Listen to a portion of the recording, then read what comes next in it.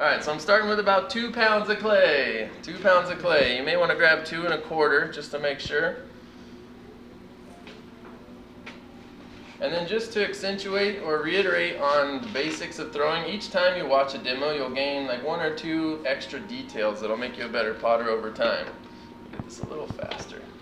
So my centering, again, elbow in the hip. A lot of students try it over here and try to strong arm it. Elbow in the hip and use this part of your palm. I'm going to push down on it first because I haven't sealed it to the wheel. So I push down.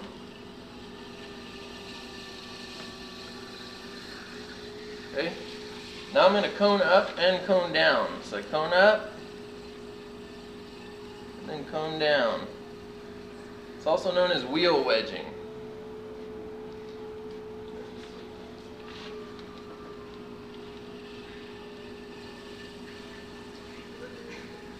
Okay.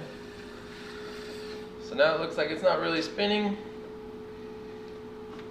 And I'm going to open straight down, same as any other project.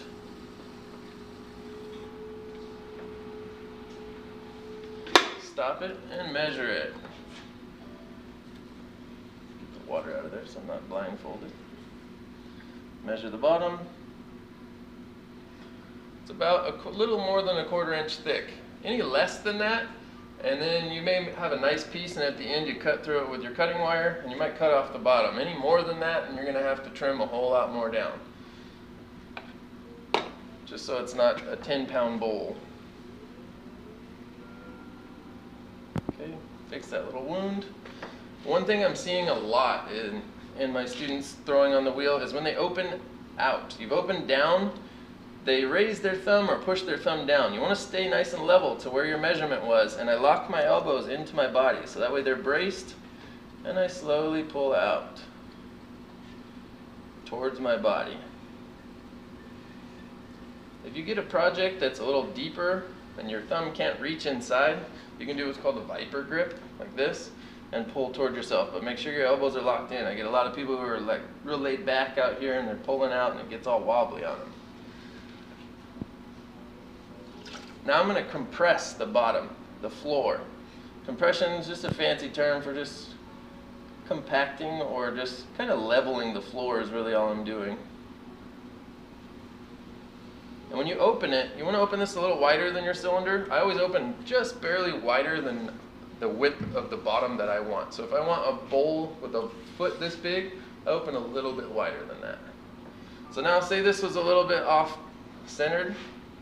I'd add a little water, and you guys with smaller hands can just curl your thumb over it just like you're centering. But I push the side, get the side nice and balanced. I press on the top with my thumb, and I kind of make a little extension to my thumb here. Okay, now I'm ready to pull up. So a little water on the inside, so everything I've done was on the left side. Now I'm going to switch to the right side.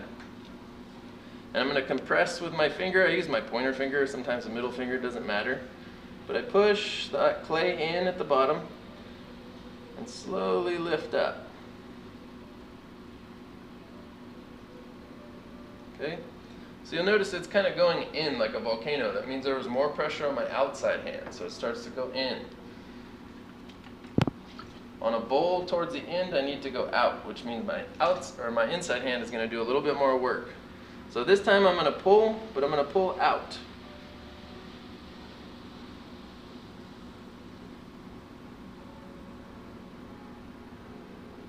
So it's starting to come out a little bit. At this point I want to trim the bottom because later I won't be able to get to it. It's going to be arched out too far. So I'm going to trim a little bit off the bottom. If I had compressed a little bit more with that last pull, I wouldn't have needed to do this.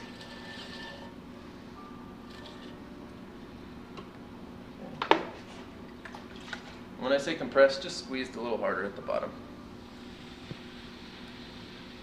So again, I'm going to pull out. Some of you have already done this on accident while you're trying to make your cylinders.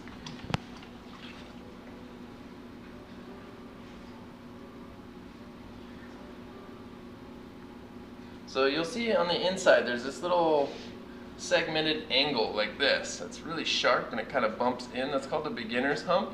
And I purposely left that in there just so you can see it. And it's really simple way to get rid of it is using the smooth rib. You'll already see this is kind of the shape of the side of a bowl that you want. You want the bottom to be kind of rounded so sugar and little food materials don't get stuck in there. So you'll take the smooth rib and set it down. Make sure it's not going against the direction of the clay. So if I were to do it this way, it would snag and bump and tear my pot apart. So I want to turn it this way and let the clay slide underneath.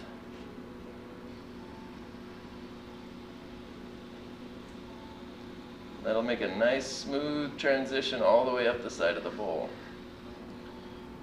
While I'm thinking about it, I'm looking at this, and the lip is fairly thick. You want it to be thick, because as you stretch it out a little bit, it's going to thin out, so be careful. I'm going to round my lip off a little bit. And I like the lip to kind of hang out a little bit more, so I take my finger along the side. I'm just kind of setting my finger against the clay, and then pulling the clay over my finger, just to flare the lip. Kind of smooth all the little wounds on the inside out.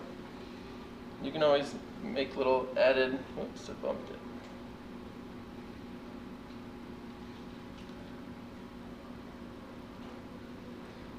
I bumped it with my knuckle, which kind of messed it up, but I just hold on with the sponge for a quick second.